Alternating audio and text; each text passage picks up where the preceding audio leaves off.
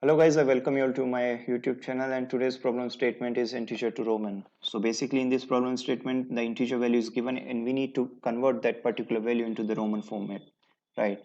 So to solve this problem you need to have a basic idea about Roman representation. If you don't have it, please read this problem statement or you can Google it because it's prerequisite to solve this problem, right? And let's go through the symbols. One is represented by I, 5 is represented by V, 10 is by X, 50 by L, like that. And if I go for the counting of 0 to 9, the representation of 0 to 9 would be uh, the 1 would be represented by I, 2 by double I, 3 by triple I, 4 will not be by 4 times I, it would be IV, because V is considered to be 5, and if we subtract 1 from 5 it would be 4. So one, that particular one that to be subtracted from 5 would be at behind the 5, that would be IV. The same thing goes for the 9, as x is as 10 is represented by X, so 9 would be 1x. And same thing goes for 90, like 100 is represented by C, so 90 would be XC, like that. So if you have a basic idea about Roman representation, you're gonna understand this part. So now the basic approach we're gonna follow here is we're gonna convert our particular integer value into the ones, tens, hundreds and thousands parts.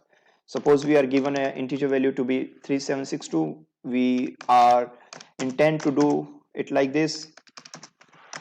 So we want particular this representation so that we can derive 3000 values from the thousands array, 700 value from the hundreds array, 60 from tens, and 2 from ones, right? So that's why I made these four list here. So how we're gonna divide this number in this format? So the simple approach is by dividing and taking modulo.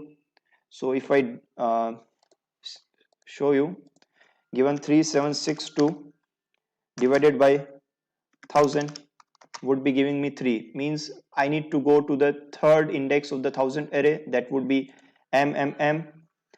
So 3000 would be mmm, and now I take the modulo by 1000, that would be 762. Now our new number is 762 and we divide it by 100, integer division by 100, right? That would be giving us 7. So we need to get to the seventh index value, that is DCC. So 700 is represented by DCC, right? Now if we divide this particular value by taking modulo by 100, then the value is 62. And now we divide this particular value by integer division by 10, it would be 6. And so we need to get to the sixth index of the tens list, that would be LX, that would be LX, right? So 60 would be LX, right? Now we left with 6. We need to check the 6, how we represent the 6. 6 is represented by no, we are left with 2, right? We are left with 2. If we're taking modulo here, we are left with 2. So we need to go to the second position, that is double I.